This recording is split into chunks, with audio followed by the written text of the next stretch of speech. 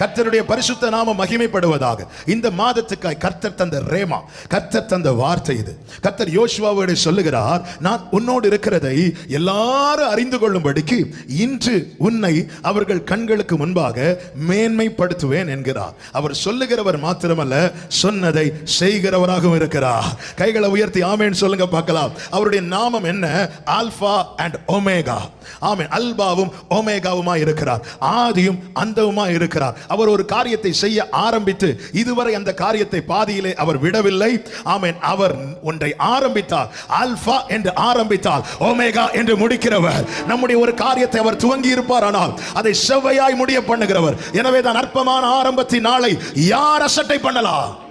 ஆமென். ஆண்டவர், இந்த காரியத்தை இப்படி ஆரம்பிச்சிட்டீங்க, இதுவரை கொண்டு வந்துட்டீங்க, எல்லாம் எதிரா இருக்கு அப்படி சொல்லி தேவ பிள்ளை கலங்க தேவையில்லை. எனவே தான் வேதம் சொல்லுகிறது, கர்த்தருடைய நாமம் பலத்த துருகம், நீதிமான் அதற்குள்ளே ஓடி சுகமாயிருப்பார்.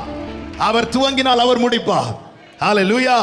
விசுவாசத்தை துவக்கி முடிக்கிறவர், நற்கிரியை துவக்கி முடிக்கிறவர். எந்த ஒரு காரியத்தையும் தேவன் துவக்கினால் அதை முடிக்க அவர் வல்லவராயிருக்கிறார். கர்த்தருக்கு மகிமை உண்டாவதாக. இன்று என்று யோசுவாவுக்கு தேவன் குறித்த நாளை சொல்லுகிறார். அதே போல 4வது அதிகாரம் 14வது வசனத்திலே அந்நாளிலே, அதாவது தேவன் குறித்த அந்த நாள், ஒரு நாள் உண்டு. அது கர்த்தருக்கே தெரிந்தது. அது பகலும் அல்ல, இரவும் அல்ல, ஆனாலும் சாயங்காலத்திலே வெளிச்சம் உண்டாகும் என்று சகரியா 14 சொல்லி இருக்கிறபடி அழைக்கப்பட்ட ஒவ்வொரு தேவ பிள்ளைகளுக்கும் பூமியிலே சுதந்தரிக்கிற ஒரு நாள் உண்டு, பரலோகத்தை சுதந்தரிக்கிற ஒரு நாள் உண்டு. அந்நாள் யோசுவாவுக்கு ஏற்கனவே மோசையை கொண்டு வார்த்தையை கொடுத்தார். மோசே மரித்த பிறகு கர்த்தர் அதே வார்த்தையை மீண்டும் உறுதிப்படுத்துகிறார். கர்த்தர் சொன்ன வார்த்தை, கர்த்தர் உறுதிப்படுத்தின வார்த்தை, அது நிறைவேறும் நாள் வந்தது. யோசுவா அந்த நாளை கண்டான். அழைக்கப்பட்ட ஒரு தேவ பிள்ளை நம்பிக்கை என்ன தெரியுமா? இந்த மண்பாண்டத்துக்குள்ளே அபிஷேகம் என்னும் பொக்கிஷத்தை, வாக்குத்தத்தம் என்னும் பொக்கிஷத்தை, கிருபை என்னும் பொக்கிஷத்தை, ரட்சிப்பு என்னும் பொக்கிஷத்தை வைத்திருக்கிறார்.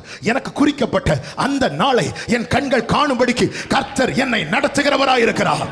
கைகளை உயர்த்தி ஆமென். எத்தனை காற்றடித்தது, எத்தனை போராட்டங்கள், எத்தனை நெருக்கங்கள், எத்தனை வேதனைகள், எத்தனை வியாதிகள். இதோடு இவன் அழிந்தான், இவன் பேர் இனி நிலை நிற்காது என்று சொல்லப்பட்ட சூழ்நிலை எத்தனை. அது நடுவில் கர்த்தர் இந்த தீபத்தை எரிய வைத்து சுமந்து கொண்டு இதுவரை கொண்டு வந்தது எதற்கு தெரியுமா? கர்த்தர் குறித்த அந்த நாளை காணும்படியாக என்று விசுவாசிக்கிறவர்கள் கைகளை உயர்த்தி ஆமென். அந்த நாளை காண்பேன். காரணம், இது நான் குறித்த நாள் அல்ல, கர்த்தர் குறித்த நாள். கர்த்தரே இதை குறித்தார். அந்த நாள் இந்த பூமியிலே நமக்கு தேவன் குறித்த வாக்குத்தத்தங்களை காணும்படியான நாள் மட்டுமல்ல, அந்த மகிமை நமக்கான வாசஸ்தலத்தை ஆயத்தம் பண்ணின பின்பு நான் வந்து உங்களை அழைத்து செல்வேன் என்று சொன்னார். அந்த நாள், அந்த நாள். ஒரு நாள் எல்லா நாளை போல தூங்கி கொண்டிருந்தான் யோசேப்பு. ஒரு நாள் காலை அவன் தூங்கி இருந்த சிறைச்சாலை கதவு தட்டப்படுகிறது. யோசேப், எழும்பு எழும்பு, ஏன்? உனக்கான நாள் வந்துட்டு, உனக்கான நாள் வந்துட்டு. இந்த சங்கிலி, இந்த விலங்கெல்லாம் கீழே விழுகிற நாள், உன் சிறைச்சாலை வஸ்திரம் மாற்றப்படுகிற நாள், உன் ஸ்தானம் மாற்றப்படுகிற நாள். முந்தின இரவு அவனுக்கு தெரியாது, ஆனால் அன்று காலையில தான் இது கனவா இது நனவா. நன்றாய் புரிந்து கொள்ளுங்கள், அழைத்தவர் உண்மை உள்ளவர். அவர் தாவீதுக்கு மட்டுமல்ல, இதுவரை யாருக்கும் அவர் பொய் சொன்னது கிடையாது. பொய் சொல்லவோ மனம் மாறவோ நீர் மனிதர் அல்லவே, நீர் மனிதர். பாட விரும்புறவங்க வலது கரத்தை உயர்த்தி பாடுங்க. பொய் சொல்லவோ மனம் மாறவோ நீர் மனிதர் அல்லவே, நீர் மனிதர் அல்லவே, நீர் நேற்றும் இன்றும் என்றும் மாறாதவர், நீர் சொன்னதை செய்து முடிக்க வல்லவர். பாடுங்க. நீர் நேற்றும் இன்றும் என்றும் மாறாதவர், ஆதியும் அந்தமுமானவரே, நீர் சொன்னதை செய்து முடிக்க வல்லவர். காலங்கள் மாறலாம், காலங்கள் மாறலாம், சூழ்நிலை மாறலாம், மனிதர்கள் மாறலாம், நீரோ என்று மாறாதவர். காலங்கள் மாறலாம், சூழ்நிலை மாறலாம், மனிதர்கள் மாறலாம், நீரோ என்று மாறாதவர்.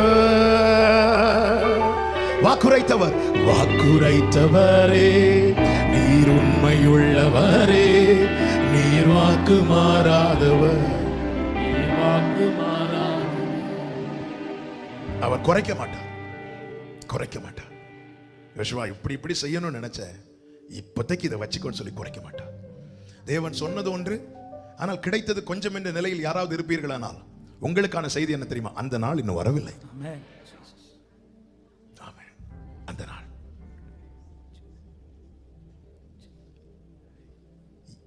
யோசுவாவை அழைத்தது முதல் கர்த்தர் குறித்த இந்த நாள் வரை அவனை நடத்தின விதங்கள்.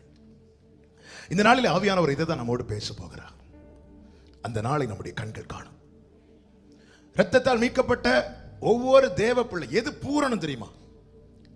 ஏலிமையும் பார்க்கணும், கானானையும் பார்க்கணும். வாக்குத்தத்தம் கானான் தான், ஆனா ஏலிமை காண வச்சுட்டு அது நன்மையை அனுபவிக்க வைத்து விட்டு தான் அவர் எங்க கூட்டிட்டு போறார்னா கானானுக்கு கொண்டு போனார். ஏலிமை காண்கிற அந்நாள், கானானை காண்கிற அந்நாள். அந்த நாள் மட்டும் அதற்கு செய்ய வேண்டிய காரியம் என்ன? என்னிடத்தில் உள்ளதை அவரிடத்துல நான் ஒப்படைக்கணும். நான் விசுவாசித்திருக்கிறவர் இன்னார் என்பதை அறிந்திருக்கிறேன். நான் அவரிடத்தில் ஒப்புவித்ததை அவர் அந்நாள் வரை, எல்லாரும் சொல்லுங்க, அந்நாள். அந்த நாளை பார்க்கணும் ஆண்டவரே. கைகளை உயர்த்தி சொல்லுங்க, அந்த நாளை பார்க்கணும்பா, அந்த நாளை பார்க்கணும்பா. என் காலங்கள் உம்முடைய கரத்தில் இருக்கிறது. அந்த நாளை பார்க்கணும். யோசுவாவை நடத்தின விதம். ஆமென். கர்த்தர் யோசுவாவை எப்படி நடத்தினார்? ஆமென். யோசுவா எங்கே யோசுவாவின் பெயரை அடிபடுது தெரியுமா? ஃபர்ஸ்ட் சர்வீஸ் வந்தவங்க ஸ்தோத்திரம் பண்ணிட்டு இருங்க. எங்க யோசுவாவின் பேர் முதல்ல எங்க அடிபடுது? இப்படி காட்டினாங்க. முதல்ல பரலோகத்தில் தான் இருக்கிறவன் எவனும் தோன்றும் முன்னமே பெயரிடப்பட்டிருக்கிறான். கரெக்ட் சிஸ்டர், கர்த்தர் உங்களை ஆசீர்வதிப்பார். யோசுவாவின் பேர் முதல்ல அது அவர் கடைசி காலம். ஆமா சரி, நீங்க இப்படி அரை மணிக்கு ஓட்டுருவீங்கன்னு எனக்கு தெரியும். யாத்திராகமம் 17வது அதிகாரம் அதனுடைய 8, 9 வசனங்கள். அமலேக்கியர் வந்து ரெவிதீமிலே இஸ்ரவேலரோடு யுத்தம் பண்ணினார்கள். அப்பொழுது மோசே யோசுவாவை நோக்கி, யோசுவாவுக்கு ஒரு அறிமுகம் இங்கே கொடுக்கப்படுகிறது. அழைக்கப்பட்ட ஒவ்வொரு தேவ பிள்ளைக்கும் தேவன் கொடுக்கிற ஒரு அறிமுகம் உண்டு. இந்த யோசுவா யார் என்றால், எகிப்திலிருந்து புறப்பட்ட கூட்டங்களில் இவனும் உண்டு. எகிப்திலிருந்து புறப்படும் போது ஒவ்வொருத்தருடைய பெயர் சொல்லப்படவில்லை, மொத்தமா நம்பர் 6 லட்சம் புருஷர்கள். அப்போ கவுண்ட் பண்ணி இருக்கிறாங்க. கவுண்ட் பண்ணும்போது ஒவ்வொரு 1 2 3 4 5 6 7 8 9 10 100 200 300 1000 10,000 லட்சம் 1 லட்சம் 2 லட்சம் 3 லட்சம் 4 லட்சம் 5 லட்சம் 6 லட்சம் கரெக்டான்றானா? 6 லட்சம். அப்போ யோசுவாவுக்கு மேலே ஒரு நம்பர் போடப்பட்டது. இதுதான் யோசுவாவை அறிமுகப்படுத்த யாரும் கிடையாது. 6 லட்சம் பேர் இருக்கிற இடத்துல அவனுக்கு என்ன ஒரு அறிமுகம்? அந்நாளை காண்பிக்க தேவன் நடத்துகிற விதத்தை திரும்பி பார்க்க வேண்டும். ஆனால் கர்த்தர் உண்மையுள்ளவர். அழைக்கப்பட்ட ஒவ்வொரு தேவ பிள்ளைக்கும் தேவன் ஒரு அறிமுகத்தை வைத்திருக்கிறார். அழைக்கப்பட்ட ஒவ்வொரு தேவ பிள்ளைக்கும் தேவன் ஒரு அறிமுகம் வைத்திருக்கிறார். இங்கே எப்படி அறிமுகப்படுத்தப்பட்டது தெரியுமா? அவன் கோல்டு மெடல் வாங்கி வந்து கொடுத்து பாருங்க, இந்த நூனின் குமாரன் மெரிட்ல ஃபர்ஸ்ட் ரேங்க் வாங்கிட்டான். இப்படி அறிமுகப்படுத்தப்படவில்லை. யோசுவாவுக்கு ஒரு அறிமுகம் உண்டாக்க கர்த்தர் ஒரு யுத்தத்தை அனுமதிக்கிறார். நேத்து வரை யோசுவாவை நம்பர் வச்சு செகண்ட் ரோல 3வது இருக்கிற சகோதரன், லாஸ்ட் ரோல 2வது இருக்கிற சகோதரி, இப்படி நம்பர் வைத்து அழைக்கப்பட்டிருந்தவன் இப்பொழுது அவனுடைய பெயர் சொல்லி அழைக்கப்படும் அளவுக்கு கர்த்தர் அவனுக்கு ஒரு அறிமுகத்தை வைத்தார். அழைக்கப்பட்ட ஒவ்வொரு தேவ பிள்ளையும் புரிந்து கொள்ள வேண்டும், எனக்கு ஒரு அறிமுகத்தை கர்த்தர் வைத்திருக்கிறார். இப்போ எல்லாரும் அவனை நம்பர் வச்சு கூப்பிடல, எல்லாரும் அவனை பெயரை வச்சு கூப்பிடுறாங்க. இது அவனுடைய தகப்பனால் ஆனதா? இது யாரால் வந்தது? இத்தனை கூட்டத்தின் நடுவில், இத்தனை லட்சங்கள் பேர் இருக்கிற நடுவில் என் பெயரை சொல்லி அவர் கூப்பிடுவாரா? ஆமென். எத்தனை ட்ரில்லியன் நட்சத்திரங்கள் இருந்தாலும் ஒவ்வொன்றுக்கும் தனித்தனி பெயரை வைத்து அழைத்தவர். இரத்தத்தால் மீட்கப்பட்ட ஒவ்வொருவருடைய பெயரையும் அவர் அறிந்திருக்கிறார். மோசே நம்பர் வைத்து அழைப்பார், ஆனால் பரலோக தேவன் பெயரை சொல்லி கூப்பிடுகிறவராயிருக்கிறார். யோசுவாவே, இன்னும் நான் வெளியே தெரியவில்லையே, இன்னும் நான் ஏலிமையும் காணவில்லை, இன்னும் நான் கானானையும் காணவில்லை, ஆனால் அமலேக்கோடு யுத்தம், அமலேக்கோடு யுத்தம். ஹல்லேலூயா. ஒரு தேவ பிள்ளை புரிந்து கொள்ள வேண்டும், தேவன் குறித்த அந்நாளை காண்பதற்கு முன்னே ஒரு யுத்தம் தேவன் அனுமதிக்கிறார் என்றால், ஒரு போராட்டத்தை தேவன் அனுமதிக்கிறார் என்றால், ஒரு பிரச்சனையை தேவன் அனுமதிக்கிறார் என்றால், அது நம்மை அழிப்பதற்கானதல்ல, மாறாக நம்மை உலகுக்கு காண்பிப்பதற்காகவே. விசுவாசிக்கிறவர்கள் மாத்திரம் ஆமென். அண்ணா எத்தனை போராட்டங்கள். வாழ்க்கையை திரும்பி பாருங்கள். போராட வருகிறவன் யார் தெரியுமா? அமலேக்கியன். யார் இந்த அமலேக்கியன்? அதே கடைசி வசனத்திலே சொல்லப்பட்டிருக்கிறது, அமலேக்கின் கை கர்த்தருடைய சிங்காசனத்துக்கு விரோதமாய் இருந்தபடியால் தலைமுறை தலைமுறையாக அவனுக்கு விரோதமாய். அப்ப அமலேக்கு எங்க ஆரம்பத்தில் யுத்தம் பண்ணினான் தெரியுமா? சிங்காசனத்துக்கு முன்னாடி. நமக்கு தெரியும், பரலோகத்திலே கர்த்தருடைய சிங்காசனத்துக்கு முன்னாடி ஆமென் கர்த்தருக்கு விரோதமாக எழும்பினது யாரு? சத்தமா சொல்லுங்க, லூசிபர். இப்பொழுது அவன் தலைமுறையை கை வைக்கிறான். எந்த தலைமுறை? ஒரு சந்ததி அவரை சேவிக்கும். அது தலைமுறை தலைமுறைக்கு ஆண்டவருடைய சந்ததி எனப்படும். ரட்சிக்கப்பட்ட ஜனமே, மீட்கப்பட்ட கூட்டமே, உனக்கு விரோதமாய் சத்துரு எழும்புகிறான் என்றால் புரிந்து கொள், உன்னை உலகுக்கு அறிமுகப்படுத்தும் வேளை வந்துவிட்டது. ஆமென் சொல்லுகிறவர்கள் மாத்திரம் கரங்களை தட்டி. இதுவரை பிரச்சனை இல்ல, நெருக்கம் இல்ல, போராட்டம் இல்ல.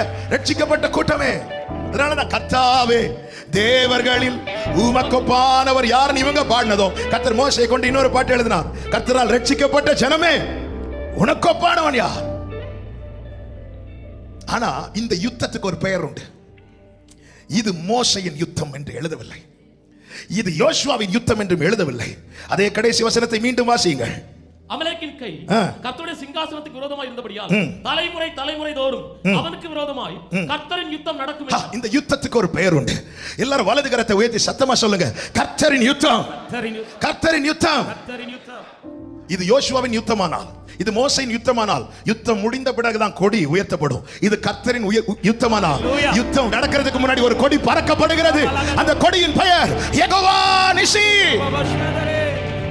ரட்சிக்கப்பட்ட தேவ பிள்ளையே, பிரித்தெடுக்கப்பட்ட தேவ பிள்ளையே, அபிஷேகிக்கப்பட்ட தேவ பிள்ளையே, இரத்தத்தால் மீட்கப்பட்ட தேவ பிள்ளையே, அமலேக்கின் கை உனக்கு விரோதமாக எழும்புகிறதோ, உன் சத்துரு போராடுகிறானோ, ஒவ்வொரு நன்மை சுதந்திரிக்க கூடாதபடி போராடுகிறானோ, எனக்கு ஏன் பிரச்சனை சொல்லாத. இந்த யுத்தம் கர்த்தருடைய யுத்தம். இந்த யுத்தத்துக்கு ஒரு பெயர் உண்டு.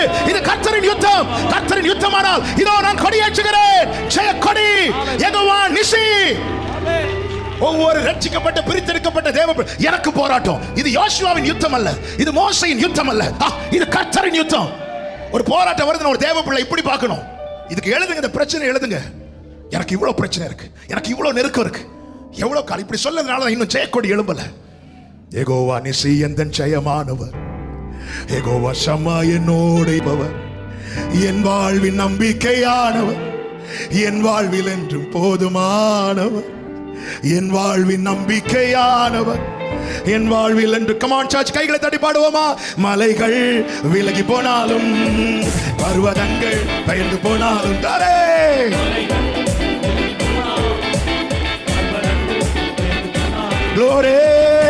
அவர் கிருபை, அவர் இரக்கம் மாறாது எந்த வாழ்விலே. அவர் கிருபை, அவர் இரக்கம். சொல்லுங்க, யெகோவா நிசி, யெகோவா நிசி எந்தன் ஜெயமானவர், யெகோவா ஷம்மா என்னோடு இருப்பவர், யெகோவா நிசி எந்தன் ஜெயமானவர், யெகோவா ஷம்மா என்னோடு இருப்பவர், என் வாழ்வின் நம்பிக்கையானவர், என் வாழ்வில் என்று போதுமானவர், என் வாழ்வின் நம்பிக்கையானவர், என் வாழ்வில் என்றோ. மலைகள் மலைகள் நல்ல கையை தட்டி.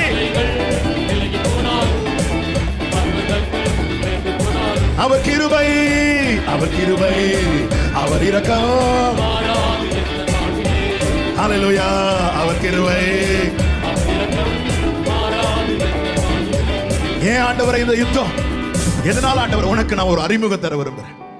நீ நம்பரால் அழைக்கப்படக்கூடாது, நான் உனக்கிட்ட நாமத்தினால் அழைக்கப்படணும். பவுல் 275 பேரோடு கூட பயணிக்கிறான். அந்த கூட்டத்தில் அவனுக்கான சரியான அறிமுகம் இல்லை. ஒரு யுத்தத்தை தேவன் அனுமதித்தார். ஒரு விரியன் பாம்பு அவன் கையை கவ்விக்கொண்டது. அவ்வளவு பவுல் யாருன்னு தெரிஞ்சிட்டு, பவுல் யாருன்னு தெரிஞ்சிட்டு. எல்லாருக்கும் வந்த பிரச்சனை இவனுக்கும் வந்துச்சு, இவளுக்கும் வந்துச்சு. அவர்கள் முறிந்து விழுந்தார்கள், நாங்களோ நிமிர்ந்து நிற்கிறோம். அப்ப தெரிய வரும், இவர்கள் யாரும் ரதத்தை குறித்து மேன்மை பாராட்டுகிறவர்கள் அல்ல. இவர்கள் கர்த்தருடைய நாமத்தை குறித்து, கர்த்தருடைய நாமத்தை குறித்து, கர்த்தருடைய நாமத்தை குறித்து. ஹல்லேலூயா. அழைக்கப்பட்ட தேவ பிள்ளைகள், எத்தனை லட்சங்கள் இருந்தாலும், எத்தனை கோடி இருந்தாலும், யாக்கோபே பூமியின் கடையாந்திரத்தில் நீ இருந்தாலும் உன்னை நான் பெயர் சொல்லி அழைத்து அறிந்திருக்கிறேன். இவ்விதமாய் நீ என்னுடையவன் என்னுடையவளானா. எனக்கு ஒரு அறிமுகத்தை தந்தார், அறிமுகத்தை. ஆமென். ரூத் முதல்ல போவாசின் வயல் நிலத்தில் போகும்போது, ஆமென், அந்த கடைசியில் நிற்கிறது யார்? கடைசியில் இருக்கிறது யார்? இவ்வளவுதான். the last நம்பர் படி நாட்கள் சென்றது. 2வது அதிகாரம் 3வது அதிகாரத்தில் ரூத்தின் பெயர் பாடப்பட்டது. எப்படி? லேயாள், ராகிலை போல இவ்வளோ இருப்பா. ஆமென். என்ன ஒரு அறிமுகம். ஹல்லேலூயா. நம்ம சர்ச்சில் வந்தோம், ஆரம்பத்தில் நம்மளை யாருக்குமே தெரியல. நாட்கள் போக போக 2 பேர் நம்ம பெயரை சொல்லி, brother sister praise the Lord. இந்த அறிமுகம் எப்படி கிடைச்சது? அவர் தெரிய வச்சார். யோசுவாவே, அழைக்கப்பட்ட கூட்டத்தில் நீ இருக்கிற. இத்தனை லட்சம் பேர் 100ல் 1 காணாம போனாலும் அவருக்கு தெரியும். 6 லட்சத்தில் இருக்கிற ஒருத்தனை அவருக்கு தெரியும். மோசைக்கு தெரியாம இருக்கலாம், ஆரோனுக்கு தெரியாம இருக்கலாம், மிரியாமுக்கு தெரியாம இருக்கலாம், வேற யாருக்கும் தெரியாம இருக்கலாம். ஆனா என் மேல தன் சுய ரத்தத்தை சிந்தினவருக்கு என்ன தெரியும்? என்ன தெரியும்? யோசுவாவுக்கு ஒரு அறிமுகத்தை கொடுத்தார். எரேமியாவை சொன்னார், நான் உன்னை தாயின் வயிற்றில் உருவாக்கும் போதே தீர்க்கதரிசியை உன்னை நான் பிரித்தெடுத்து விட்டேன். நான் என் வார்த்தை உன் வாயில வைப்பேன். நீ போன்னு சொல்லிவிட்டு சொல்லுகிறார், அவர்கள் உனக்கு விரோதமாய் யுத்தம் பண்ணுவார்கள். ஆண்டவரே, ஆரம்பமே யுத்தமா? எரேமியாவே, உனக்கு ஒரு அறிமுகம் தேவை. நீ யார் என்பதை அறிய இந்த யுத்தம் இருக்கும். கலங்காத, பயப்படாத, உன்னை மேற்கொள்ள மாட்டாங்க. காரணம், இது உன்னுடைய கடைசி அல்ல, உன்னுடைய ஆரம்பம். உன்னை ரட்சிக்கும்படிக்கு நான் உன்னுடனே இருக்கிறேன். ஹல்லேலூயா.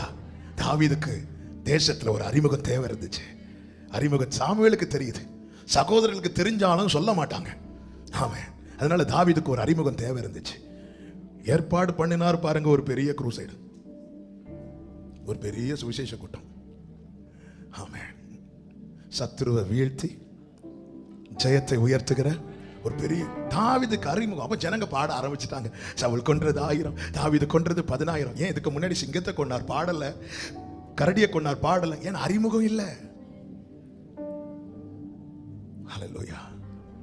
அந்த நாளை தேவன் காண பண்ணுவார். ஆனா அதுக்கு முன்னாடி யோசுவாவை கர்த்தர் அறிமுகப்படுத்தினார்.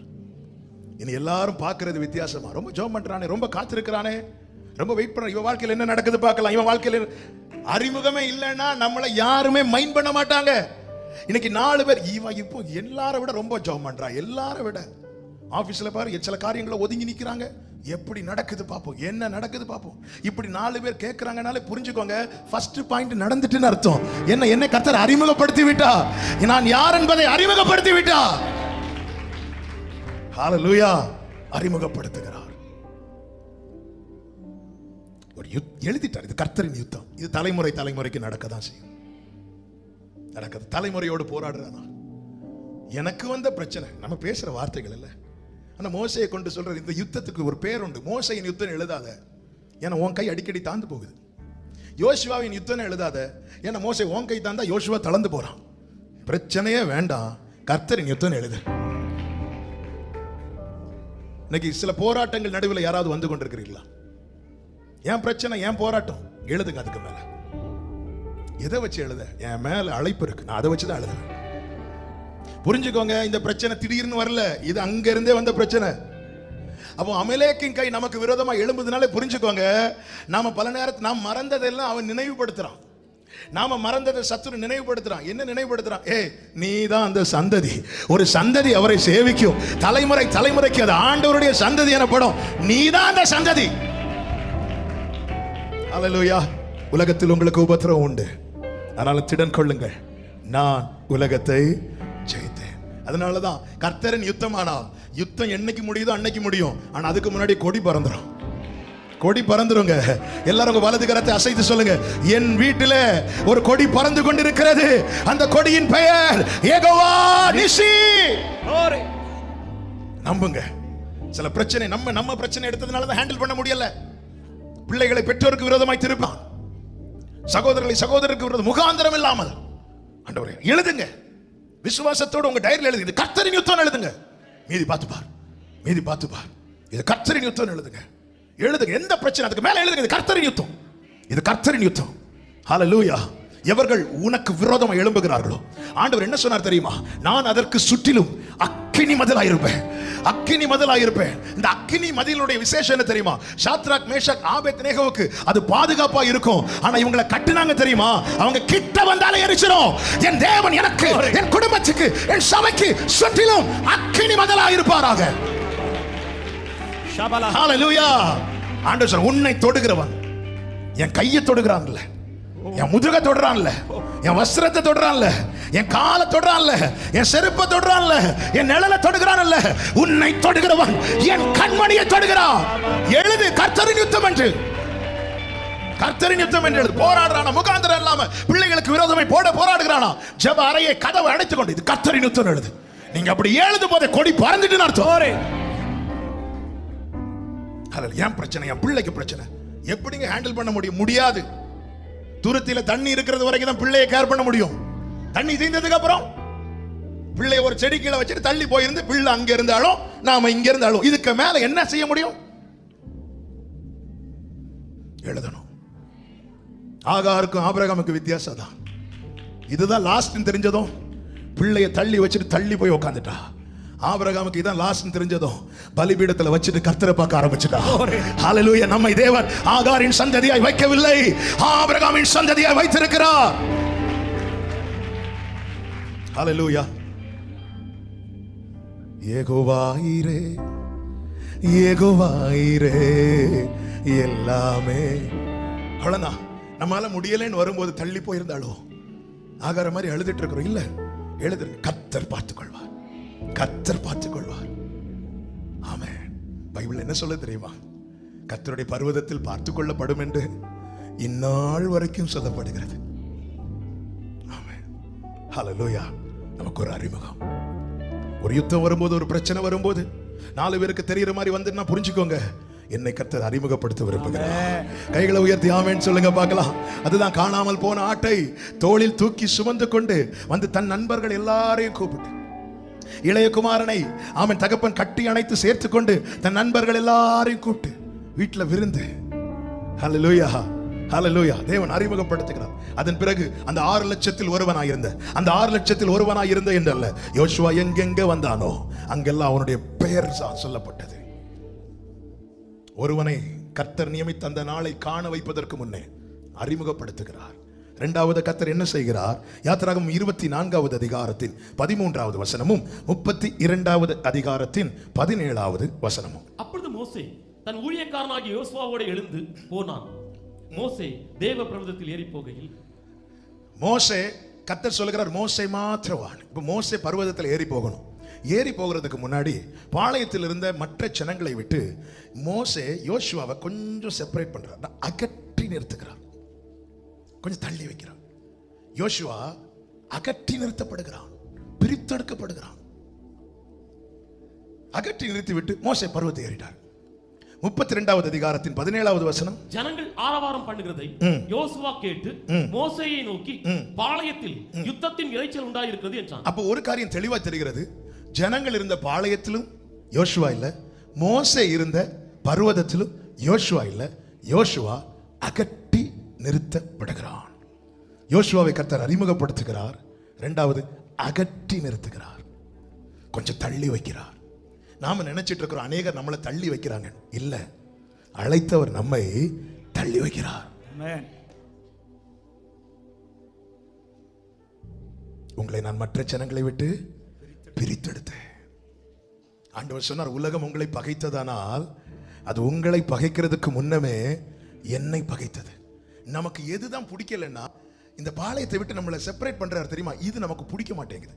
அதனால கூட போய் சேர ஆரம்பிக்கிறோம். ரட்சிக்கப்பட்ட தேவ பிள்ளை புரிந்து கொள்ளணும், நாம் பிரித்தெடுக்கப்பட்டவர்கள், நாம் பிரித்தெடுக்கப்பட்டவர்கள். சீரியர் இஸ்ரவேலரோடு யுத்தம் பண்ண வருகிறார்கள்.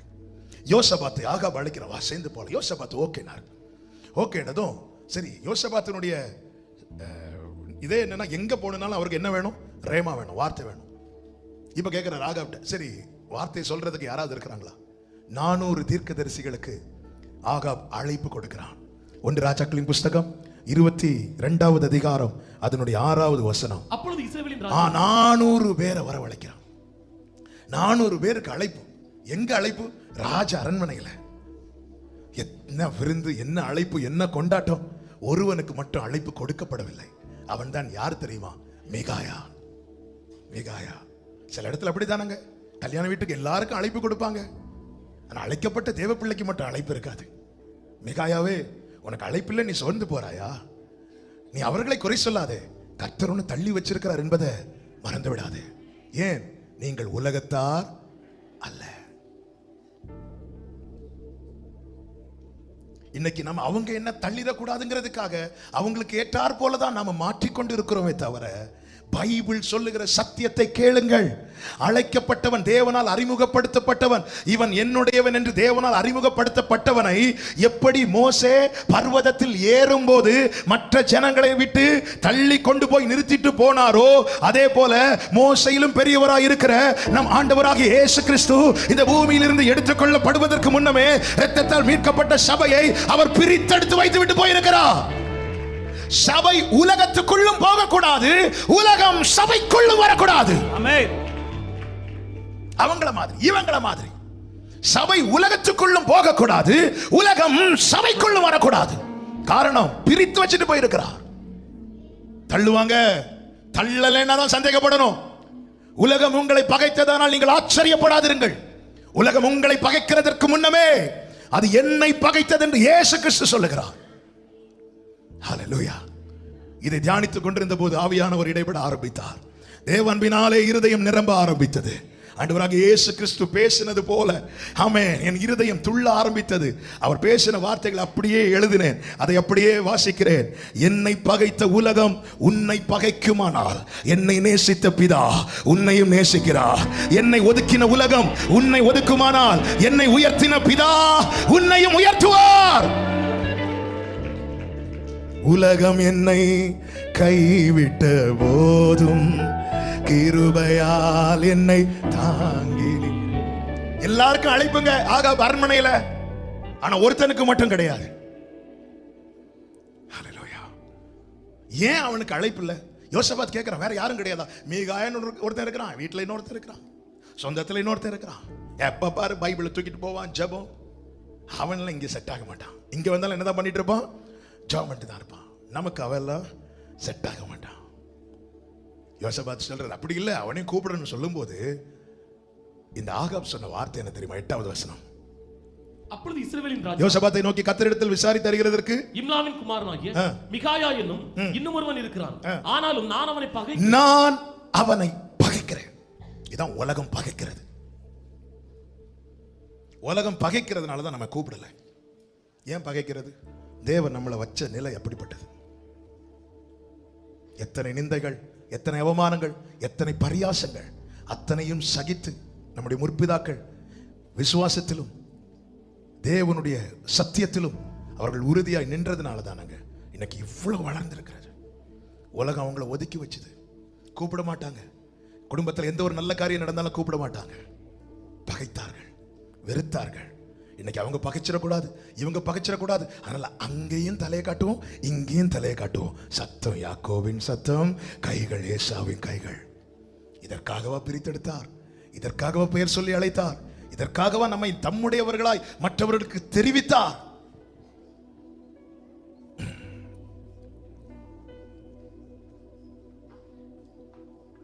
உங்களுக்கு ஒன்று தெரியுமா? மீகாயாவுக்கு அழைப்பு இல்லாததுனால அனுப்பப்பட்ட பொய்யின் ஆவி அத்தனை பேரையும் பிடித்தது, இவனை தவிர. யோசுவாவை தள்ளி வச்சதுனால தேவ கோபத்தின் அத்தனை பேர் மேலே விழுந்துச்சு. பூமி பிளந்து அத்தனை பேரை விழுங்கி போட்டது, யோசுவாவை தவிர. தேவன் பிரித்து வைத்திருப்பது நோக்கம் என்ன தெரியுமா? அந்த நாள் வரப்போகிறது. இப்பொழுது மோசே பர்வதத்திலிருந்து இறங்கி வருகிறார். இறங்கி வந்து நேர யார்கிட்ட வரார் தெரியுமா? யோசுவா கிட்ட. யோசுவா கிட்ட வந்து யோசுவாவும் மோசையுமாய் பூமியில வராங்க. இதுதான் நடக்க போகிறது. என் ஆண்டவராகிய இயேசு கிறிஸ்து முதலாவது தனிமையில் வந்தார். இனி அவர் வரப்போகிறது எடுத்துக்கொள்ளப்பட்ட சபையோடு வருவார். 1000 பரிசுத்தவான்களோடு வருவார். வெள்ளை குதிரையில வருவார். பிசாசோடும் அவன் கூட்டத்தோடும் யுத்தம் பண்ண வருவார். நம்ம எந்த கூட்டத்தில் இருக்க போகிறோம்? உலகத்தால் கரைப்பட்டவர்களா இன்னும் வாழ்ந்து கொண்டிருக்கிறோமா? யாரை ஏமாற்றிக் கொண்டிருக்கிறோம்? சபையை கர்த்தரின் வருகை மிகவும் சமீபமாய் இருக்கிறது. மோசேயை பார்க்கிலும் பெரியவர். யோசுவாவை எங்க நிறுத்திட்டு மோசே போனாரோ அங்கதான் வரார். அங்க வந்து யோசுவாவோடு கூட போறார். கர்த்தர் இதைதான் செய்ய போகிறார். அதனாலதான் பிரித்தெடுக்கப்பட்ட சபையாய்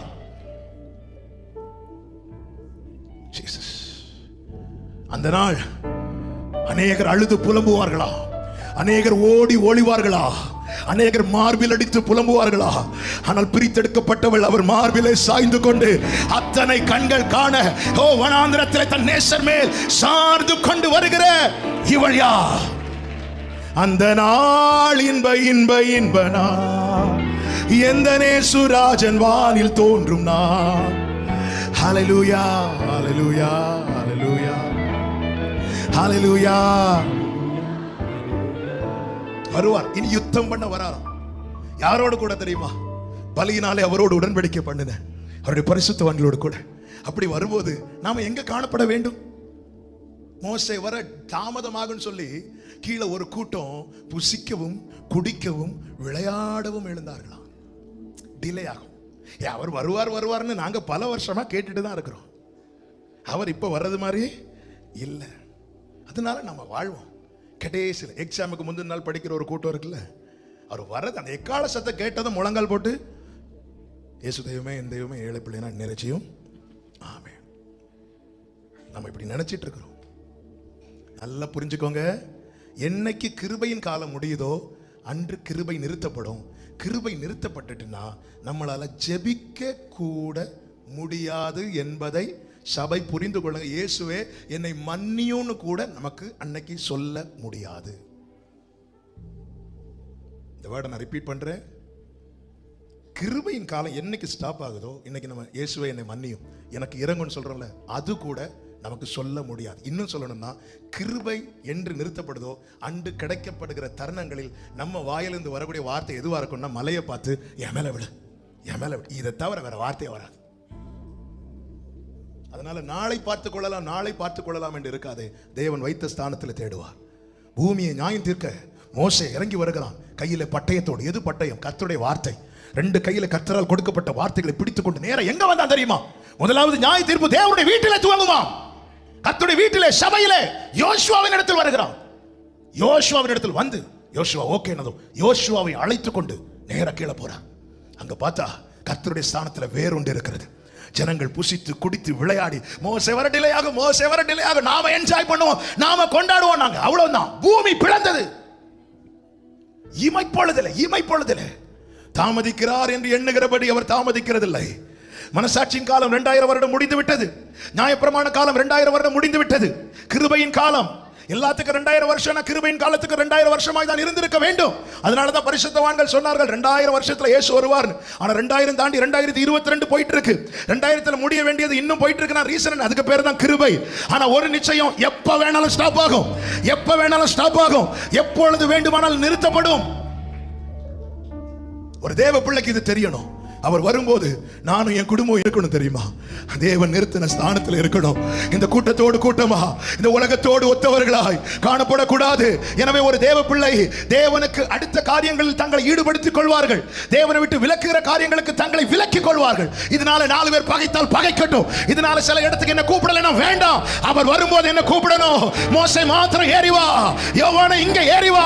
இந்த சத்தத்தை நான் கேட்கணும், என் குடும்பம் கேட்கணும், என் பிள்ளைங்க கேட்கணும், என் தலைமுறை கேட்கணும். ஒரு தேவ பிள்ளையுடைய விருப்பமும் ஒரு தேவ பிள்ளையுடைய ஏக்கமும் இது ஒன்றாக தான் இருக்கணும். அழைச்சு பாதி வரை கொண்டு வந்துட்டார். மடிந்து போவதற்கா அநேகர் ஏலிம போக்கஸா வைத்து போயிட்டு இருக்கிறோம். ஏலிம போக்கஸா வைக்காதீங்க. தாவீதுடைய போக்கஸ் என்ன தெரியுமா? கர்த்தருடைய வீட்டில் நீடித்த நாட்களாய். அப்படி இருக்கிறவனுக்கு தான் ஜீவனுள்ள நாளெல்லாம் நன்மையும் கிருபையும் தொடர்ந்து கொண்டே இருக்கும். அவனை தேவன் பூமியின் உயர்ந்த இடத்துல வைப்பார். அவனை மாதிரி தேவன் வேற யாரையுமே உயர்த்த மாட்டான். நான் இயேசுவின் நாமத்திலே சொல்லுகிறேன். நித்தியத்தை போக்கஸா வைத்து ஓடுகிற ஒருவனை கர்த்தர் எப்படி உயர்த்துவார்னா, அவனை மாதிரி தேவன் வேற யாரையுமே உயர்த்த மாட்டார். அப்படி உயர்த்துவார். அதுக்காக உங்களை மாறாவிலே இருந்து உனக்கு தான் காணான் இருக்குல்ல, மாறாவிலே குடிச்சிட்டு அப்படி விட மாட்டார். நல்ல தகப்பன். அதை நேற்று இரவு ஆண்டவர் பேச வைத்தார். அழுகையோடு வருவாங்க. நான் நடத்துவேன். ஏன்னா நான் பிதாவா இருக்கிறேன். என்ன என் பிள்ளை அழுதுட்டு வந்துட்டானா கண்டிப்பா நான் நடத்துவேன். எது நிமித்தம்? அவனுடைய நீதி நிமித்தமா? அவனுடைய உண்மை நிமித்தமா? அவனுடைய பரிசுத்தத்தை நிமித்தமா? இல்ல, நான் அவனுக்கு அப்பாவானது நிமித்தமாக நான் நடத்துவேன். அப்பா அப்பா மகனா மகனா. கைகளை உயர்த்தி பாடுங்க. அப்பா அப்பா மகனா மகள் நான் கண்ணின் மணிதானே. அப்பா நானும் கண்ணின் மணிதானே அப்பா. இதுக்கு தாங்க அகற்றி நிறுத்துகிறார். 4 பேர் பகைக்கிறத கன்ஃபார்ம் பண்ணிக்கொள்ளுங்க, என்ன தேவன் அகற்றி வைத்திருக்கிறார். ஏன் எல்லாத்துக்கும் கூப்பிடல? மெயின் ஃபங்க்ஷனுக்கு கூப்பிட்டாங்க. அடுத்த நாள் இந்த வீடு காண போறதுல கொஞ்சம் பேர் கூப்பிட்டாங்க, அதுல என்ன கூப்பிடல. ஏன் கூப்பிடல தெரியுமா? அவர் என்ன செப்பரேட் பண்ணி வச்சிருக்கிறார். அங்க சில சம்பிரதாயங்கள்லாம் அவங்க செய்வாங்க, அது நமக்கு செட் ஆகாது, அதனால கூப்பிட மாட்டாங்க. எங்க அப்பா வீட்டில் சண்டே ஏதாவது மேரேஜ் வச்சாங்கன்னா எங்க அப்பாவை கூட மாட்டாங்க. ஏன் கூட மாட்டாங்கன்னா, என்ன கூப்பிட்டாலும் எங்க அப்பா சண்டே வரமாட்டாங்கன்னு அவங்களுக்கு தெரியும். ஏன்னா அது சொந்த சகோதர சகோதரி கல்யாணம்னாலும் சொல்லுவாங்க, நான் ஜெபம் பண்ணிக்கிறேன், நான் சண்டே முடிச்சுட்டு இன்னொரு நாள் வந்து பார்க்குறேன், சண்டே நான் வரமாட்டேன். மோசே வந்து பார்க்கும்போது யோசுவாவை வைத்த ஸ்தானத்தில் அவன் இருக்கணும், அகற்றி வைக்க. அப்படிப்பட்டவனை அந்த நாளை பார்க்க முடியும், அந்த நாளை பார்க்கணும். சபையே, பாரத்தோடு ஏக்கத்தோடு ஆமென். ஆமென். உங்களோடு பேசிக் கொண்டிருக்கிறேன், கர்த்தர் பேசிக் கொண்டிருக்கிறார். என்ன வேணாலும் சம்பாதித்து கொடுக்கலாங்க பிள்ளைக்கு. ஆனா அவர் வரும்போது யோசுவா நின்ற ஸ்தானத்தில் நம்ம பிள்ளைங்க இல்லாம இந்த உலகத்தோடு ஒத்தவர்களை நம்ம பிள்ளைங்க இருப்பாங்கன்னா, ஹல்லேலூயா, ஆமென். நம்ம பிள்ளைங்களை அப்படி பார்க்க கூடாது. ஒரு சந்ததி அவரை சேவிக்கணும், தலைமுறை தலைமுறையா இது ஆண்டவருடைய சந்ததி என அறியப்படணும். ஹல்லேலூயா. நம்ம பாடினோமே, தலைமுறை தலைமுறையா. ஹல்லேலூயா. அகற்றி நிறுத்துகிறார், அகற்றி நிறுத்துகிறார். எனவேதான் ஆபிரகாம் ஈசாக்குக்கு பெண் பார்க்க அவன் மூத்த வேலைக்காரரை அனுப்பும் போது சொல்றார், நீ போய் பார்த்துட்டு வானே, என் பிள்ளை அந்த பார்டர் தாண்டி கூட்டிட்டு போயிடாத, ஏன்னா கர்த்தர் என்னை அழைச்சிட்டார், என்னை செப்பரேட் பண்ணிட்டார். வேலைக்கு வந்துட்டு என் பிள்ளை போலான் இருக்க கூடாது, என் தலைமுறை இந்த ஸ்தானத்தில் நான் நிற்க விரும்புகிறேன். அவர் ஆபிரகாமின் தேவனாகவும் அறியப்படணும், அவர் ஈசாக்கின் தேவனாகவும் அறியப்படணும். எனவே என் பிள்ளையை கூட்டிட்டு போகாதேண்டா. அப்போ எலியேசர் கேட்கிறார், ஒருவேளை இங்க நாங்க தேடி பார்த்து நீங்க சொல்றது மாதிரி கிடைக்கல அப்படின்னா பார்டர் தாண்டி கூட்டிட்டு போலாமா? அப்படின்னா கூட்டிட்டு போ. ஆனா எனக்கு ஒண்ணு தெரியும், நான் ஆராதிக்கிற தேவன் தம்முடைய தூதனை முன்பாக அனுப்புவார், பார்டர் தாண்ட விட மாட்டார். எனக்கு தெரியும், கர்த்தர் என்ன நிறுத்தி இருக்கிறான்னா என் பிள்ளையை நிறுத்துவார். நான் உன் வாயில் அருளிய என் வார்த்தைகளை உன் வாயிலிருந்தும் உன் சந்ததியின் வாயிலிருந்தும் உன் சந்ததியின் சந்ததியின் வாயிலிருந்தும் நீக்குவதில்லை என்று கர்த்தர் ஆணையிட்டு சொல்லி இருக்கிறார். ஒரு தேவ பிள்ளை நம்பிக்கை பாத்தீங்களா? அப்படின்னு கூட்டிட்டு போ. ஆனா அப்படி கூட்டிட்டு போக வராது, அப்படி ஒரு நிலைமை வராது. என நான் ஆராதிக்கிறோம். அதனாலதான் ஈசாக்கு தியானம் பண்ண நான் போய் உட்கார்ந்து எதை மெடிடேட் பண்ணியிருப்பார்? அப்பா மூலமா கேட்ட வார்த்தைகளை. அப்பா இப்படி சொன்னாங்களே, எப்படி அனுப்புவார்? இல்ல, தியானம் பண்ணி கண்களை ஏறெடுத்து பார்க்கிறார். அகற்றி நிறுத்துகிறார். மூன்றாவதாக வேகமாய் சொல்லி முடிக்கிறேன். என்னாகமம் 11வது அதிகாரம் 28 29வது வசனம். உடனே மோசேயிடத்தில் வாலிபர் ஒருவரும் அவனுடைய ஊழியக்காரரும் நூனின் குமாரனுமாகிய யோசுவா பதிவித்திரமாக, என் ஆண்டவனாகிய மோசேயே, அவர்களை தடை பண்ணும் என்றான். அதற்கு மோசே, நீ எனக்காக வைராக்கியம் காண்பிக்கிறாயோ? நல்ல புரிந்து கொள்ளும், அறிந்து கொள்ள வைக்கிறார். என்ன அறிந்து கொள்ள வைக்கிறார்? இந்த சம்பவம் நமக்கு தெரியும். மோசேயால தாங்க முடியாத பாரம், எல்லாத்துக்கும் ஜனங்க அழுதுட்டு இருக்கிறாங்க. கடைசியில் இறைச்சிக்கு அழ ஆரம்பிச்சுட்டாங்க.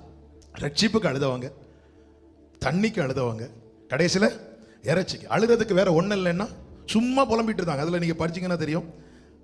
ஆமே, அவங்க ஒவ்வொரு காரியத்துக்காக அழுது அழுது அழுது முறையிட்டு கடைசியில் ரீசனே இல்லாமல் கேட்ட பழகிட்டு. ஆமே, சில காரியத்துக்கு அழுது சோமணும், அப்படியே பழகிட்டு அடுத்த நாள் எல்லாத்தையும் ஆண்டவர் நல்லா தந்திருப்பார். ஆனாலும் ஏசப்பா, அவன் எதுக்கு சிஸ்டர் தெரியல, கேட்டா பழகிட்டு. எல்லாத்துக்கும் அழுது அழுது அழுது. மோசேஸ் ஆண்டவர் முடியாது, நானா பெற்றேன் கேட்கிறார். எவ்வளவு உரிமை ஆண்டவரோட ஓப்பனாக இருக்கிறார். நான் அப்படி நீங்க தான் ஆண்டவர் ஒரு தாய் பிள்ளை சுமக்கிறது மாதிரி சுமக்கணும்னு சொன்னதுனால தான் இந்த ஜனத்துக்காக நான் காலில் விழுந்தெல்லாம் கெஞ்சினவங்க கிட்ட இனி என்னால் முடியாது. ஆண்டவர் பார்த்தார், சரி மோசே, நீ கொஞ்சம் பேரை தெரிந்தெடுத்து அழைத்து கொண்டு வா, நான் உண்மையில் அருளிய ஆவியை நான் அவங்க ஒவ்வொருவர் மேலும் வைப்பேன். அப்படி சொல்லும்போது 70 பேரை கொண்டு ஆசரிப்பு கூடார வாசலில் நிறுத்துகிறார். அப்பொழுது ஆவியானவர் ஒவ்வொருவர் மேலும் இறங்க ஒவ்வொருவரும் தீர்க்க தரிசனம் சொல்ல ஆரம்பிக்கிறார்கள். அந்த பெயர் பட்டியலில் இருந்த 2 பேர் வராமல் வீட்டில் இருந்துட்டாங்க.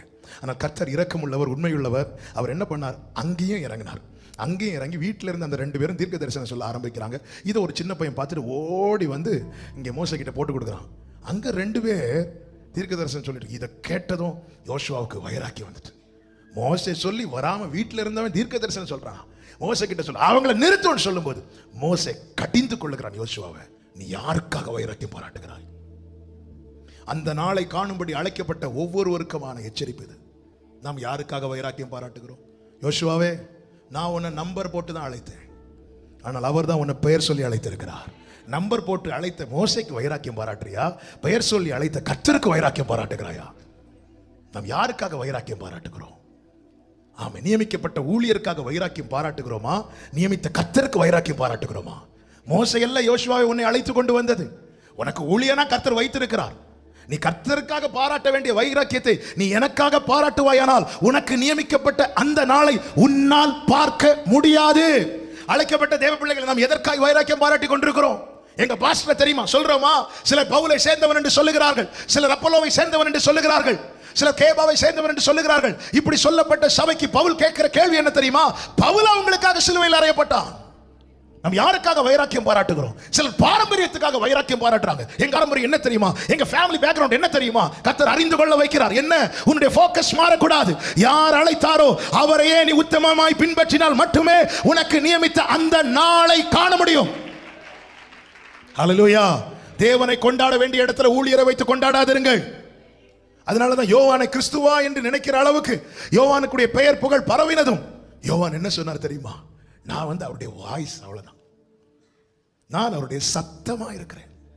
நீங்க இதுக்கு மேல என்கிட்ட எதுவும் பார்க்காதீங்க, எதையும் எதிர்பார்க்காதீங்க. அவர் பேசுறதுக்கு என்னுடைய வாய்ஸ், என்னுடைய டோனை யூஸ் பண்றார். ஆமா, இவ்வளவுதான். அதனாலதான் சீஷர்களிடத்தில் ஆண்டவர் சொன்னார், நீங்க என்ன பண்ணிட்டு வந்தாலும், எவ்வளவு பெரிய ஊழியம் செஞ்சுட்டு வந்தாலும் வந்ததும் என்ன சொல்லணும் தெரியுமா? அப்பிரயோஜனமான ஊழியக்காரர். பவுல் சொல்லுகிறார், சுவிசேஷம் அறிவிப்பது என் மேல விழுந்த கடமை, அதை நான் செய்யலைன்னா எனக்கு. ஒரு குறிப்பிட்ட இடத்துல பவுலை கொண்டாட ஆரம்பித்தார்கள். பவுலுக்கு என்று பலி செலுத்த ஆரம்பித்ததும் பவுல் வஸ்திரத்தை கிழித்து முன்னாடி போய் நிற்கிறான். பாருங்க, நீங்க என்கிட்ட வெளிப்பட்ட கிருபையை தான் பார்த்தீங்க, ஆனா என் சரீரத்தை பாருங்க, நானும் உங்களை மாதிரி பலவீனம் தான், எனக்கும் கஷ்டம் இருக்கு, எனக்கும் பாடு இருக்கு. நீங்க இன்னும் கொஞ்சம் கவனிச்சீங்கன்னா உங்களை விட நான் ரொம்ப மோசமா இருக்கிறேன், என்னை விட நீங்க தான் ஆரோக்கியமா இருக்கிறீங்க. உங்களுக்கு மேன்மை பாராட்டணுமா? உங்களுக்கு உயர்த்தணுமா? உங்களுக்கு ஆராதிக்கணுமா? உங்களுக்கு கொண்டாடணுமா? உங்களையும் ஒருவர் நினைவு கூர்ந்து இந்த சுவிசேஷம் உங்கள் காதுகளில் கேட்க பண்ணினாரே, அவருக்காக வைராக்கியம் பாராட்டுங்கள். நாம் யாரை உயர்த்துகிறோம்? யாரை கொண்டாடுகிறோம்? Praise God. எதற்காக? தேவனை வைக்க வேண்டிய இடத்துல மோசையும் வைக்க கூடாது, குடும்பத்தையும் வைக்க கூடாது, பிள்ளைகளையும் வைக்க கூடாது, பாரம்பரியத்தையும் வைக்க கூடாது. வச்சாலும் நம்ம ஃபோக்கஸ் மாறுதுன்னு அர்த்தம். ஏன்னா அதான் மோசை சரியா கைட் பண்றார். யோசுவா, இன்னைக்கு நீ என் கூட நிக்கிற, நாளைக்கு நான் இல்லாம நிக்க போறேன், நான் இல்லாம நிக்க போறேன். இன்னைக்கு நாம் எதை பிடித்து கொண்டிருக்கிறோமோ, யாருக்காக வைராக்கியம் பாராட்டி கொண்டிருக்கிறோமோ, அவங்க இல்லாம நாம நிக்க போற ஒரு நாள். இதுதான் உலகம். நிர்வாணியாய் வந்தேன், நிர்வாணியாய் நான் திரும்புகிறேன். எதையும் கொண்டு வரல, யாரு கூட வரல. என்னுடைய ஓட்டம் ஆரம்பம், என்னுடைய ஓட்டம் முடிவு. இது நடுவில் ஓடும் போது அநேக உறவுகள் வந்து சேர்ந்தது. ஒரு புறம் உறவுகள் சேர்கிறது, இன்னொரு புறம் உறவுகள் பிரிகிறது. கடைசியில் நான் ஓட்டத்தை முடிக்கும் போது நான் மட்டும்தான். ஆமே, நம்ம யாருக்காக வைராக்கியம் பாராட்டுறோம்? எங்க சர்ச்சு தெரியுமா? எங்க பாஸ்டர் தெரியுமா? நோ, எங்க ஆண்டவர் தெரியுமா? யோசுவா திருத்தப்படுகிறார். யோசுவாவினுடைய இருதயத்தை தேவன் அறிந்து கொள்ள வைக்கிறார். அறிமுகப்படுத்தப்படுகிறான், அகற்றி நிறுத்தப்படுகிறான், அறிந்து கொள்ளப்படுகிறான். தேவன் அறிந்து கொள்ள வைக்கிறார். ஒருவனை அந்நாளில் நாளை காணணும், சபை காணணும். இயேசு ராஜா தோன்றுகிற அந்த நாளை பார்க்கணும். இந்த பூமியில கர்த்தர் ஆயத்தம் பண்ண நாம் சுதந்திரிக்கும்படியான நாளை பார்க்கணும். இந்த கர்த்தர் நம்மை நடத்துகிற விதம் தேவ பிள்ளைகள் திரும்பி பார்க்க வேண்டும். நான் எதற்காக வைராக்கியம் பாராட்டுறோம்? அநேகர் தங்களை குறித்து மேன்மை பாராட்டுவார்கள். நாங்க எப்படி ஜோம் பண்ணுவோம் தெரியுமா? நாங்கெல்லாம் ஒரு காலத்துல எவ்வளவு ஜோம் பண்ணோம் தெரியுமா? நாங்கெல்லாம் என்ன செஞ்சோம் தெரியுமா? ஹே, நீ யாரை குறித்து வைராக்கியம் பாராட்டுகிறாய்? மோசை குறித்து வைராக்கியம் பாராட்டுகிறவனுக்கு கிங்டம் மைண்ட் கிடையாது. அதனாலதான் அவங்களை நிறுத்துங்கிறான். அவங்களை ஸ்டாப் பண்ணுங்க. நம்ம கூட்டத்தில் இருக்கிறவங்க மட்டும்தான் தீர்க்க தரிசனம் சொல்லணும், நம்ம கூட்டத்தில் இருக்கிறவங்க மட்டும்தான் நல்லா இருக்கணும், அவங்க நல்லா இருக்க கூடாது. அவங்களை ஸ்டாப் பண்ணுங்க. கிங்டம் மைண்ட் வரணும்னா தேவனை குறித்து நமக்குள்ள டினாமினேஷன் மைண்ட் வரக்கூடாது, சர்ச் ஸ்பிரிட் வரக்கூடாது, மதம் பிடிக்க கூடாது. கிங்டம் பரலோக சிந்தை வரணும். ஹல்லேலூயா. 3 நாளைக்கு முன்னாடி ஃபாதர் பெக்மன்ஸ் அவங்களுடைய பர்த்டே, அவங்க கிட்ட ஆண்டவர் பேச வச்சாங்க. பேசிட்டு இருக்கும்போது ஃபோன் வைக்கும்போது அவர் ஒரு வார்த்தை சொன்னார். ஜான், நீ நினைக்கிறத விட நீ நல்லா இருப்பேனா அப்படின்னாரு. அந்த வார்த்தை இருதயத்துல இருந்து வருது. நீ நினைக்கிறத விட நீ நல்லா இருப்ப. இதாங்க இந்த கிங்டம் மைண்ட். ஒருத்தங்கிட்ட பேசும்போது, ஒருத்தங்களை பார்க்கும்போது இவங்க நல்லா இருக்கணும், இவங்க எந்த சர்ச், இவங்க அந்த சர்ச்சுக்கு போறாங்க, அப்போ கஷ்டம் தான். நோ, இது மோசையை குறித்த வைராக்கியம். இன்னைக்கு நிறைய ஒரு சர்ச்சு குறித்த வேற சர்ச்சு போறவங்களை பார்த்து பேச மாட்டாங்களே, சிரிக்க மாட்டாங்களே, பேசிட்டு இருப்பாங்க. ஆமா, நீங்க எந்த சர்ச்? நான் இந்த சர்ச் போறேன். நீங்க ஏன் சர்ச் நினைச்சு நான் உங்ககிட்ட பேசிட்டு இருந்தேன். சாரி சிஸ்டர், இது மோசையை குறித்த வைராக்கியம். அந்நாளை பார்க்க முடியாது. அந்த நாளை பார்க்கணும்னா உன் கண்ணுக்கு முன்னாடி நீ மோசையை நிறுத்தாத, ஆமென், சபையை நிறுத்தாத, நீ உன்னை அழைத்த தேவனை மட்டும் நிறுத்து. சில ஆமேன்கள் வரவில்லை, கைகளை உயர்த்தி ஆமென். அந்த நாள் இன்ப இன்ப இன்ப நாள், எந்த நேசுராஜன் வானில் தோன்றுனா. ஹல்லேலூயா. யோசுவா பாத்தீங்களா? யோசுவா மனசு தெரிஞ்சிட்டு பாத்தியா? உன் கூட யாரெல்லாம் வந்தாங்களோ அவங்க நல்லா இருக்கணும்னு நினைக்கிற, வராதவங்க நாசமா போகணும்னு நினைக்கிற. இப்படி இருக்காத யோசுவாவே. நீ தேவனை குறித்து வைராக்கியம் பாராட்டணும், இப்படி செய்ய மாட்டேன். யோசுவா சொல்ற அவங்களை நிறுத்தணும். மோசே என்ன சொல்றாரு தெரியுமா? 11வது அதிகாரம் 29வது வசனம். அதற்கு மோசே, நீ எனக்காக வைராக்கியம் காண்பிக்கிறாயோ? கர்த்தருடைய ஜனங்கள் எல்லாரும் தீர்க்க தரிசனம் சொல்லத்தக்கதாய் கர்த்தர் தம்முடைய ஆவியை அவர்கள் மேல் இறங்க பண்ணினார். அந்த 2 பேர் மேல், எக்ஸ்ட்ரா 2 பேர் மேல், வராத 2 பேர் மேல், சர்ச்சுக்கு வராத அந்த 2 பேர் மேல் இறங்க பண்ணதே உன்னால தாங்க முடியலையே. யோசுவா, என் ஆசை என்ன தெரியுமா? இந்த 70 பேர் மட்டுமல்ல, அத்தனை பேர் மேலையும் கர்த்தருடைய ஆவியானவர் இறங்கணும். ஆமென். நல்லா இருக்கணும்னு நினைங்க. ஒருத்தங்க வளர்ச்சி நமக்கு பொறாமைப்படுது, நமக்கு நீங்க யார்கிட்டயும் சொல்ல வேண்டாம். கையில் ஒருத்தங்க வளர்றது நமக்குள்ளே நாம் பொறாமைப்படுறோமா சந்தோஷப்படுறோமான்னு நமக்கு நல்லாவே தெரியும். தெரியுமா தெரியாதா? நல்லாவே தெரியும். வெளியே சிரிப்பும் பிரைஸ் லார்ட் சொல்லுவோம், ஆனால் அந்த சிரி ஒவ்வொரு சைடாக போகும். இந்த பழைய கேசட்லாம் இழுக்கும் தெரியுமா? அந்த மாதிரி தெரியும், பார்த்தாலே தெரியும். ஆனாலும் நமக்கு தெரியும். இப்போ ஒருத்தங்க வளர்ச்சியை என்னால், அவங்க இத்தனைக்கும் கூட்டத்தில் இல்லை, சரி நம்ம சர்ச்சில் இல்லைங்க, இன்னொருத்தங்க வளர்றாங்க, நமக்கு ஐயோ இங்கே வரல, அவன் எப்படி வளரலாம் அப்படிங்கிற எண்ணம் வந்துட்டுனாலே நமக்குள்ள நம்ம மோசையை தான் வைராக்கியம் பாராட்டுறோம். மோசையை பாருங்க, அவன் மட்டும் இல்லைப்பா, அத்தனை பேர் மேலேயும் ஆவியானவர் இறங்கட்டும். இந்த உம்முடைய ராஜ்யம், இயேசு சொன்ன ஜெபங்க சும்மா சொல்லிட்டு போறதுக்கு இல்லை, பரமண்டலத்தில் இருக்கிற எங்கள் பிதா சும்மா சொல்லிட்டு போறதுக்கு இல்லை, ஒவ்வொரு வார்த்தையிலும் இருக்கிற ஆழம். உம்முடைய ராஜ்யம் வருவதாக, thy kingdom come, உம்முடைய ராஜ்யம். அறிந்து கொள்ள வைக்கிறார். யோசுவா, நீ எப்படி இருக்கிற தெரியுமா? அறிமுகப்படுத்துகிறார், அகற்றி நிறுத்துகிறார். இதெல்லாம் எதுக்கு செய்கிறார் தெரியுமா? அந்த நாளை பார்க்கணும், அந்த நாளை பார்க்கணும். அறிந்து கொள்ள வைக்கிறார். 4வதாக அடையாளப்படுத்துகிறார். எப்படி அடையாளப்படுத்துகிறார்? உபாகமம் 31வது அதிகாரம் 7-8 வசனங்கள் வேகமாய் வாசிக்க கேட்கலாம். பின்பு மோசே யோசுவாவை அழைத்து இஸ்ரவேல் எல்லாருக்கும் பார்த்திருக்க அவனை நோக்கி பேசுகிறார். இப்ப வார்த்தை கொடுக்கிறார். ரேமா, யோசுவாவுக்கான ரேமா. எப்படி கொடுக்கிறார்? சபை நடுவிலே அத்தனை பேரும் பார்த்திருக்க கர்த்தர் வார்த்தை கொடுக்கிறார். ஒரு தேவ பிள்ளையினுடைய அடையாளம் என்ன தெரியுமா? கர்த்தர் அவனுக்கு கொடுத்த வார்த்தை. சபை நடுவிலே இத்தனை பேர், சபைக்குள்ளும் ஆயிரக்கணக்கான ஜனங்கள் ஆன்லைனிலும் பார்த்து கொண்டிருக்கும் போது தங்களுக்கான ரேமா, நமக்கு தெரியும் எனக்கான வார்த்தை தான் என்று. ஒரு தேவ பிள்ளை அதை எப்படி எடுத்துக்கொள்ள வேண்டும் தெரியுமா? இதுதான் எனக்கான அடையாளம், இதுதான் எனக்கான அடையாளம். இவ்வளவு நேரம் ஆண்டவர் ஒரு பிரசங்கத்துல எல்லாமே கர்த்தர் நம்மோடு பேசுவது போல இருந்தாலும் நமக்கான இந்த ரேமா, நமக்கென்று இன்று பரலோகத்திலிருந்து அனுப்பப்பட்ட வார்த்தை, அது ஏதோ ஒரு வெளியில ஏதோ ஒரு இடத்துல ஆண்டவர் வெளிப்படுத்தியிருப்பார். தியான பகுதியில் வெளிப்படுத்தி இருக்கலாம், செய்தி பகுதியில், ஆராதனை வேளையில, கடைசி ஜெபத்துல கூட. அதனாலதான் ஒரு ஆராதனையின் ஆரம்பம் முதல் முடிவு மட்டும் ஒரு தேவ பிள்ளைக்கு மிக மிக மிக மிக முக்கியம். எனக்கு எதுல ஆண்டவர் வெளிப்படுத்துவார்னு தெரியாது. ஒரு தேவ பிள்ளையினுடைய அடையாளம் எது தெரியுமா? கர்த்தர் அவர்களை நோக்கி அத்தனை ஜனங்கள் இருந்தும் சில நேரத்தில் செய்தி எல்லாருக்காக பேசுவார். சில நேரத்தில் எவ்வளவு பெரிய கூட்டமா இருந்தாலும் ஒரு குறிப்பிட்ட நபருக்காக கர்த்தர் பேசுவார். ஆமென். ஒரு குறிப்பிட்ட நாட்டுக்கு ஊழியத்துக்காக ஆரம்பத்தில் 2017 நான் போயிருந்தேன். அங்க ஒரு 10 நாள் மீட்டிங் இருந்துச்சு. எனக்கு அந்த மினிஸ்ட்ரி திருப்தியே இல்லை. அங்க எல்லாம் ரொம்ப ட்ரையா இருந்துச்சு, ஒண்ணுமே இல்லை.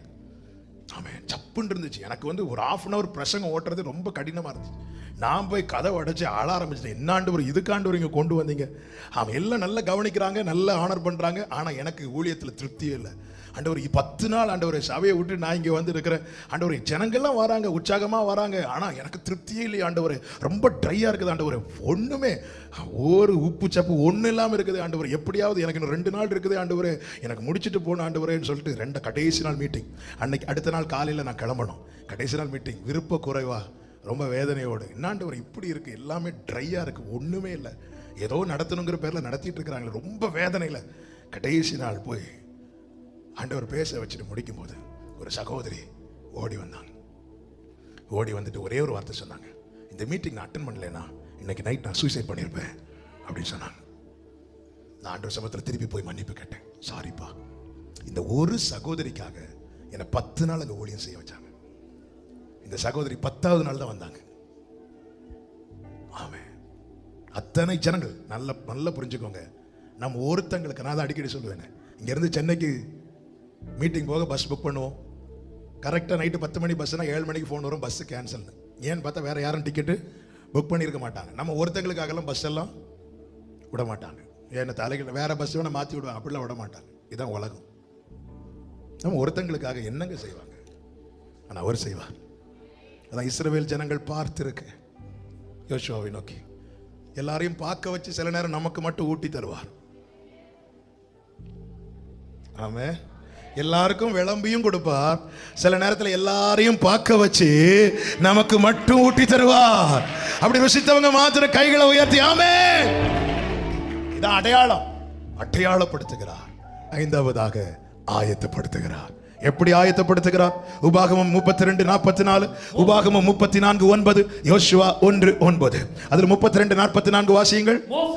மோசையும் நூனின் குமாரனாகிய யோசுவாவும் வந்து இந்த பாட்டின் வார்த்தைகளை எல்லாம் நேற்று வரைக்கும் மோசே சொல்லிதான் எல்லாரும் கேட்டுட்டு இருக்கிறாங்க. இப்போ கர்த்தர் மோசே கூட நிறுத்தி யோசுவாவையும் கூட பாட வைக்கிறார். தனியா எங்கேயோ பாடிக்கொண்டிருந்த நம்ம ஒவ்வொருவரையும் தேவன் கிருபையா இந்த கூடாரத்துக்கு கீழே கொண்டு வந்து நம்மை சேர்ந்து பாட வைப்பதின் நோக்கம் என்ன தெரியுமா? அந்த நாளை நாம் காண வேண்டும். அந்த நாளை நாம் காண வேண்டும். மோசே முகமுகமாய் தரிசித்த ஆண்டவரை யோசுவாவை நீயும் காண வேண்டும். ஹல்லேலூயா. காண வைக்கிறார். 34:9 வாசியுங்கள். உபாகம் 34:9. அவன் ஞானத்தின் ஆவியினால் நிறையப்பட்டான். நிரப்புகிறார், பாட வைக்கிறார், நிரப்புகிறார். யோசுவா 1:9 வாசியுங்கள். நான் உனக்கு கட்டளையிடவில்லையா? பலன் கொண்டு திடமனதாயிரு, திகையாதே, கலங்காதே. தைரியப்படுத்துகிறார். இந்த தைரியம் என்பது ரொம்ப முக்கியம். மிகுந்த பலனுக்கு ஏதுவான உங்கள் தைரியத்தை விட்டு விடாதீர்கள். படகுல இருக்கிற அத்தனை பேருக்கும் விசுவாசம் இருந்துச்சு. ஆனா கடல்ல இறங்கி இயேசுவோடு நிற்கிற தைரியம் பேதுருக்கு மட்டும்தான் இருந்துச்சு. விசுவாசம் அப்ளை ஆகணும்னா என்ன தேவை? தைரியம். தான் தேவன் ஆயத்தப்படுத்துகிறார். ஒருவனை ஆயத்தப்படுத்துகிறார். மோசையோடு கூட சேர்ந்து பாட வைக்கிறார். அவனை ஞானத்தின் ஆவியினால் நிரப்புகிறார். அவனுக்கு வார்த்தையை கொடுத்து தைரியப்படுத்துகிறார். ஹல்லேலூயா. இந்த யோசுவா எப்படி அறிமுகப்படுத்தப்பட்டார்? இவனுடைய ஆரம்பம் எப்படி இருந்தது தெரியுமா? மோசையின் நாமத்தினால் அறியப்பட்டார். யோசுவா 1:1 வாசியுங்கள். கர்த்தருடைய தாசனாகிய மோசே மரித்த பின்பு கர்த்தர் மோசையின் ஊழியக்காரனான மோசையின் நாமத்தினால அறியப்பட்டார். நம்மை தேவன் சிலருக்கு கீழே வைத்திருக்கும் போது அவங்க நாமத்தினால் அறியப்படுவோம். இன்னாருடைய மகன் என்று அறியப்படுவோம், இன்னாருடைய சகோதரன் என்று அறியப்படுவோம். ஆனால் யோசுவா ஓட்டத்தை முடிக்கும் போது எப்படி அறியப்பட்டான் தெரியுமா? 24வது அதிகாரத்தின் 29வது வசனம். இந்த காரியங்கள் நடந்த பின்பு நூனின் குமாரனாகிய யோசுவா என்னும் கர்த்தருடைய ஊழியக்காரன். கைகளை உயர்த்தி ஆமென் சொல்லுங்க பார்க்கலாம். அன்று அவன் மோசையின் நாமத்தினால் அறியப்பட்டான். ஆனால் யோசுவா ஓட்டத்தை முடித்த கர்த்தருடைய மகிமையை காண்கிற அந்நாளில் அவன் மோசையின் ஊழியக்காரனாய் அறியப்படவில்லை, அவன் கர்த்தருடைய ஊழியக்காரனாய் அறியப்பட்டான். நாம் இன்னைக்கு பல பெயர்ல அறியப்படுகிறோம். ஆனா நமக்கு ஒரு நிச்சயம் இருக்கணும். இங்க இருந்து நான் ஓட்டத்தை முடிச்சு போகும்போது அவர் நாமத்தினால மட்டும்தான் நான் அறியப்படணும். ஆபிரகாமின் தேவன், ஆபிரகாமுடைய பையன் ஈசாக்கு, ஈசாக்குடைய பையன் யாக்கோபு இப்படி அறியப்படும். ஆபிரகாமின் தேவனாய் அறியப்பட்டார், ஈசாக்கின் தேவனாய் அறியப்பட்டார், யாக்கோபின் தேவனாய் அறியப்பட்டார். ஆரம்பத்தில் ஈசாக்கிட்ட பேசும்போது அவங்க அப்பாவை வச்சே பேசிட்டு இருந்தார். யாக்கோப்கிட்ட பேசும்போது அவங்க அப்பாவையும் தாத்தாவை வச்சு பேசிட்டு இருந்தார். ஆனா அடுத்த தலைமுறைகிட்ட பேசும்போது இஸ்ரவேலை வச்சு பேசிட்டு இருக்கிறார். நம்முடைய ஆரம்பம் சிலருடைய பெயர் கீழே நாம் அறியப்படுவோம், அது தவறல்ல. ஆனா முடியும் போது நாம் எந்த நாமத்தினால் மட்டும் அறியப்படணும் தெரியுமா? இவன் கர்த்தருடையவன், இவன் கர்த்தருடையவன். ஆமே, கர்த்தர் ஆயத்தப்படுத்துகிறார் அந்த நாளுக்காக. அந்த நாளுக்கு ஒன்று நம்முடைய முடிவு அல்லது கர்த்தருடைய வருகை, ரெண்டில் ஒன்று சீக்கிரம் நடக்கத்தான் போகிறது. ஆமே, ஆசையா எதிர்கொண்டு போவோம். வாசல்களே உங்கள் தலைகளை உயர்த்துங்கள், அநாதி கதவுகளே உயருங்கள், மகிமையின் ராஜா உட்பிரவேசிப்பார். யார் இந்த மகிமையின் ராஜா? அவர் சேனைகளின் கர்த்தரானவர், அவரே மகிமையின் ராஜா. கைகளை உயர்த்தி சத்தமாய் ஆமென். எல்லாரும் எழுந்து நிற்கலாம் ஆண்டவர் சமூகத்தில். ஹalleluya. தலைகள் உயரட்டும், கதவு திறக்கட்டும். ராஜா அந்த நாளை பார்க்கணும் சபையே. அந்த நாளை எல்லாரும் பார்க்கணும், குடும்பமா பார்க்கணும். ஹalleluya. சபையா பார்க்கணும். டிக்கெட் எடுத்துட்டோம், ரட்சிப்பு கொடுத்துட்டா, ஞானஸ்நானம் பண்ண வச்சுட்டா, அபிஷேகத்தை தந்துட்டா, ஆயத்தப்படுத்திட்டு இருக்கிறார். மகிமையின் ராஜா வருவார். அவரோடு கூட 1000 வருஷ அரசாட்சியில சபை ஆளுகை செய்யணும். முதல்ல உயிர்த்தெழுதலில் பங்குள்ளவர்களாய் காணப்படணும். தேவ பிள்ளைகளை நாம் உலகத்தார் அல்ல, தேவன் நம்மை பிரித்தெடுத்திருக்கிறார். கர்த்தருடைய மனவாட்டியாய் வாழ ஒப்பு